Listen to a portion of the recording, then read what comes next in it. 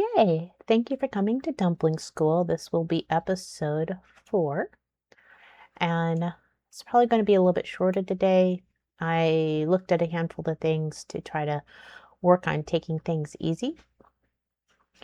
Um, so today is going to be a little bit softer topic, a little bit more from my brain and from ideas that have been just floating in my head recently. I don't have a super fancy plan, and I may take questions or a commentary from my audience here, my wonderful ladies that like to listen to me.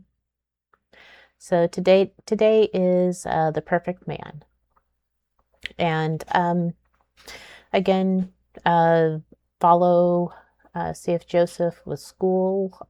His content is kind of like some of the inspiration for what we're talking about here, or basically some of the content is here too. So there's a lot more detail in his stuff. So yes, school. I will put the link in the thing. So anyway, I know that a lot of times women get into this idea of a man being perfect, and sad news, there is no perfect man. I know that those that are in some type of Christianity would argue, but Jesus is a perfect man. And yes, although he is perfect man, he would still do all the things that we would complain about. And if we really want to prove that, just look at the stories with Mary and Martha. Martha was complaining about Jesus. First of all, she was complaining that her sister was not helping, and he needs to go tell her sister to go help her. Also with Lazarus, somebody sent a message for Lazarus that Lazarus was sick, and then Jesus waited 3 days, and Martha ran out there and basically said, if you were here when you were supposed to be here, he wouldn't have died. And so, yeah, she honestly, still, Jesus would do the things that would annoy us to build our character. So, in that sense, there is no perfect man. We date them. They're actually a lot of fun to date. And then at some point, they do things, and we're like, "Ooh, no, wait a minute, they're more stinky than normal. They were not supposed to be that stinky." Or they do things with they're messing up my stuff, or their shoes are dirty, or they left their clothes all over the place, or I always have to pick up after him, or I'm trying to think of other complaints I've heard. He doesn't do this, and he doesn't do this, and he should be doing this, and he should be doing this. There is no perfect man. So when dating, a lot of times, we need to look for what's truly important. And we need to find the things that we can work with. A while ago, I was talking to this lady. We're just like socializing at a eating place, and we're talking about habits our husbands have, and the habits her husband have, I couldn't put up with, and the habits my husband had, she couldn't put up with it. But the thing is, I'm actually cool with those habits. I have actually learned that those are actually not too bad. So, which brings me back to the really beginning of this. I was listening to the Hacked Off podcast recently, where they're talking about expectations and stuff like that. The letter from the girl. Yeah, also Hacked Off podcast. I'll just drop that in here. There's this letter from a girl, and it sounded like she doesn't know anything about Chase and was trying to get his attention. And from what she said, it almost looked like she was being like, "Oh, yes, he will change when I am with him," versus any of his other previous relationships.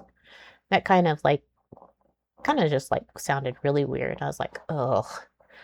But I see that in a lot of relationships where a woman goes into the relationship thinking that she is going to fix the man. So he has these qualities.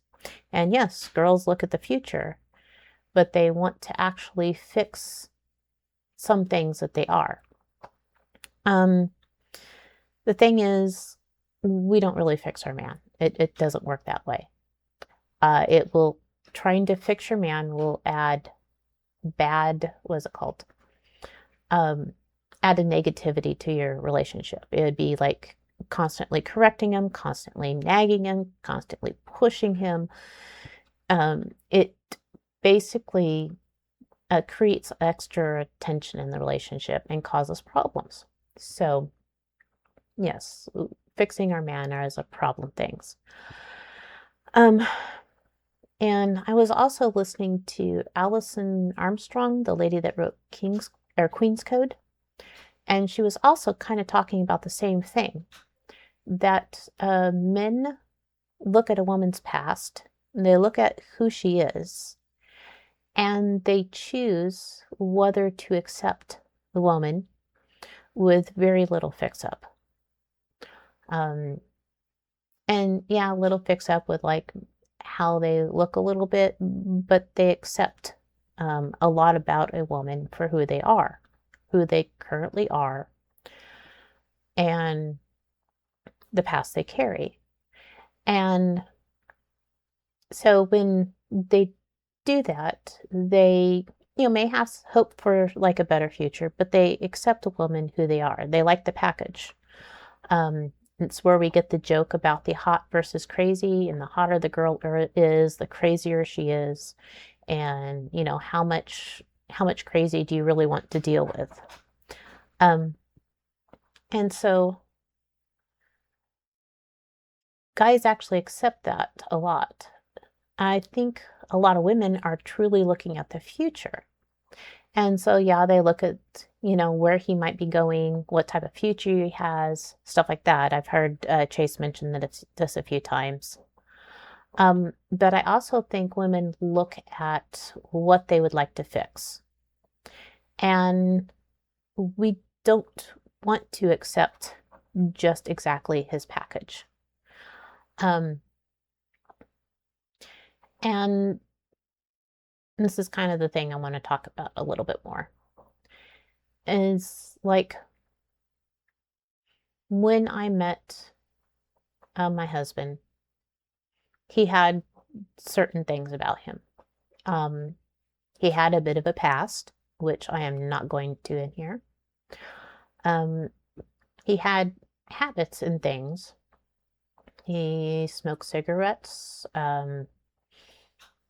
He had his own quirks, and especially like computer things and stuff like that. He had quirks about him that maybe are not the best quirks, but to me, I was like, okay, if these things never change about him, I'm cool with it. And I think that's the more healthy way to go about it. Is the thing with how he is right now, if he never changes, can you actually accept him as he is? Now, I'm not saying try to focus on being perfect, but just focusing on, are his habits, his bad habits that he currently has, are you okay with that? With things like, there's like some people they just can't tolerate cigarette smoke. I was like, okay, well, if he never stops smoking, that's okay. I'm fine with it.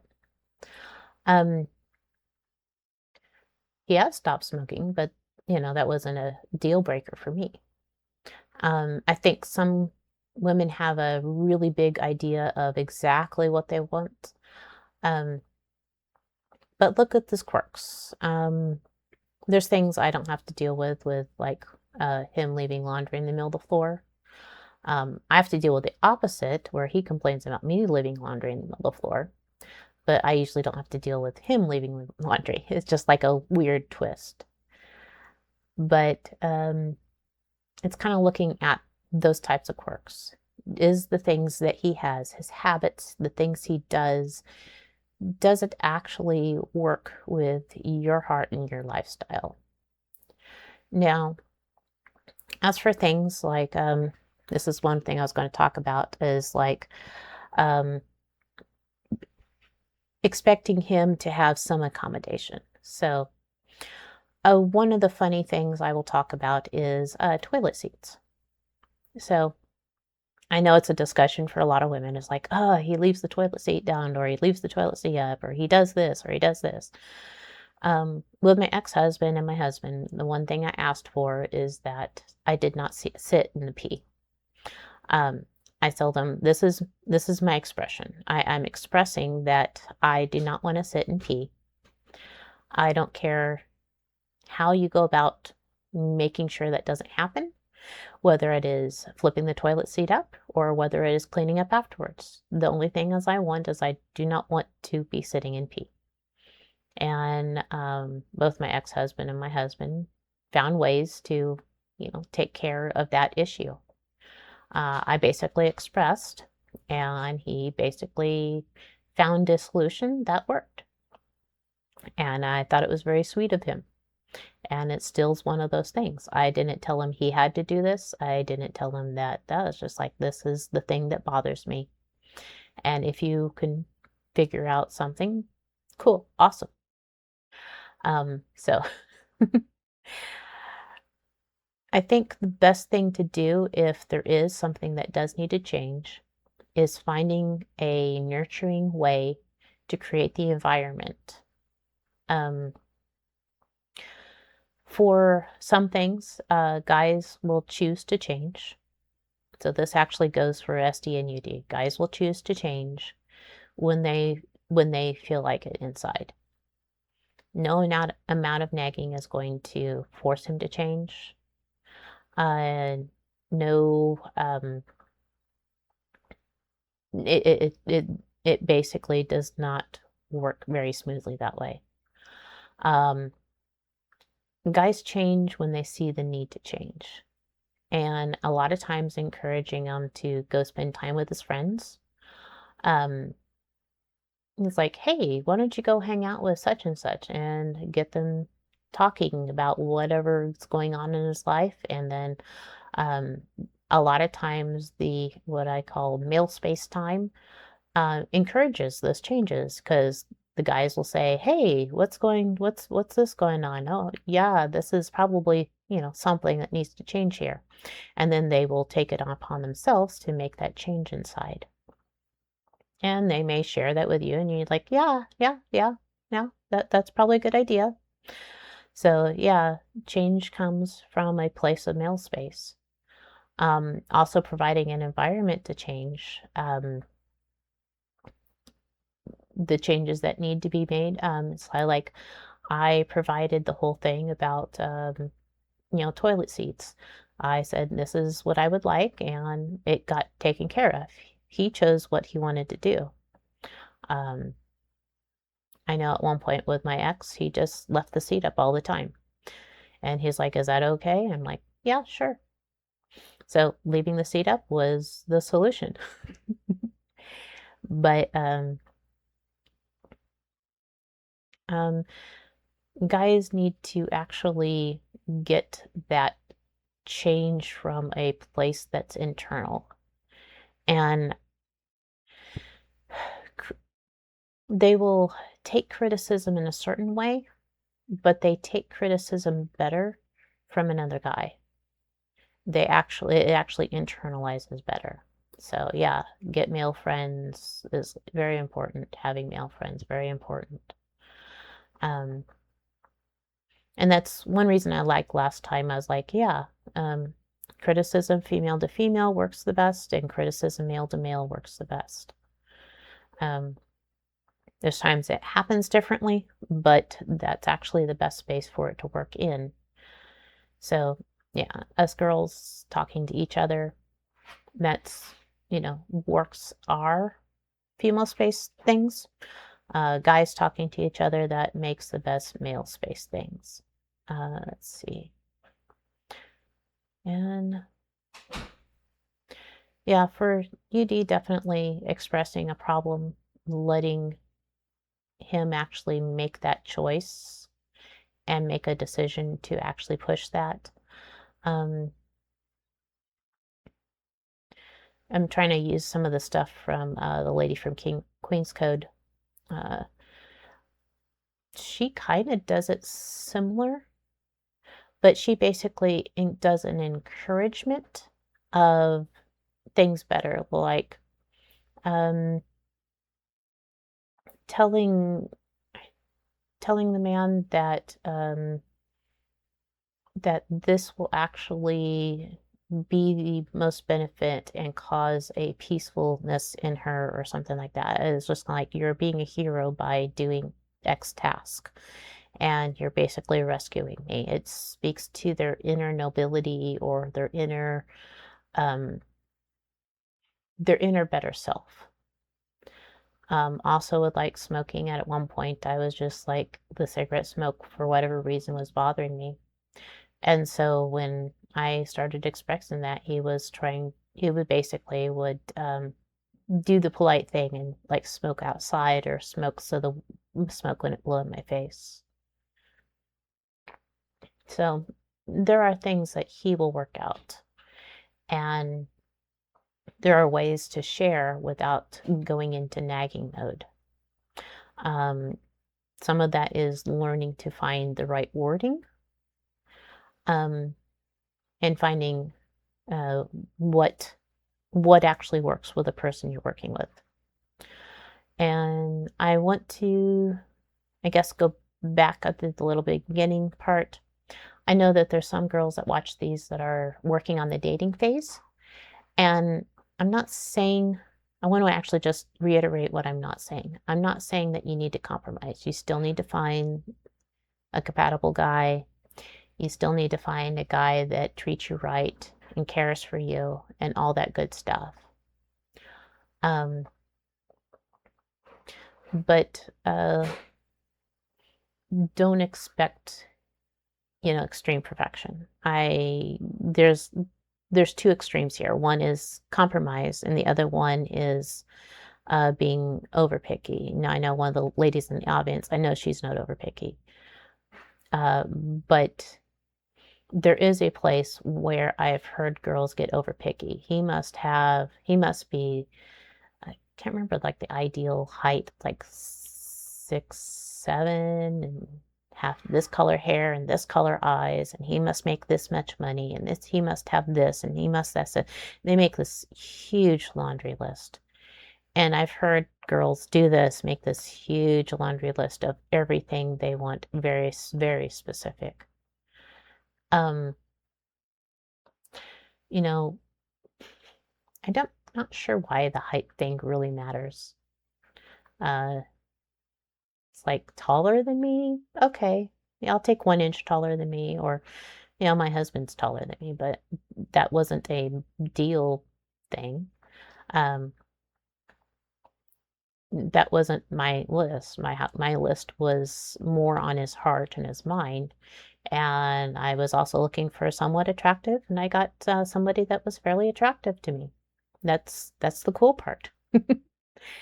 Um, but I wanted a lot more of the heart and mind things, not as much of the um, small detail. And yes, we want a guy that takes care of us, that can take care of us, but just don't get over picky. And when you meet a man that's good, a man that has his heart in the right place, that's compatible with you, that's actually the important pieces. So, but also look at all the little details because um, if you're allergic to cigarette smoke, you probably don't want somebody that smokes. If you have certain things in your trauma past, there's probably some traits that you want to stay away from.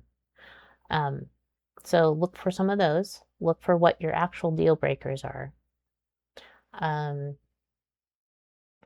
Deal breakers could be like a mess of values, mess of what is it called? If your priorities are not aligned, Like, let's say you want to be home taking care of the kids and he expects you to have a 9 to 5 job. That could be a deal breaker. Um, Also, I suggest being in a religious alignment. Whether you're not religious, whether you're religious in one way or another, have some type of alignment of your beliefs. That way that you are on the same page when it comes to a lot of that type of thing. So, yeah. Trying to think of everything else. Anything else here? Let's see.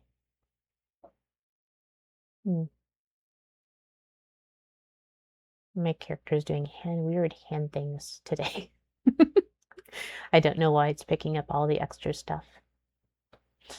I'm actually keeping my arms fairly straight still. Anyway, well, I think that's all for episode 4. I actually, unless anything comes up, I'm thinking of going into the expressions and reciprocations next. I know sometimes I get inspired by the things in uh, in our Ego Hackers channel on our Discord, or things on the video content that Chase puts out. So thank you for everybody for watching Dumpling School, and enjoy the rest of your day. Bye.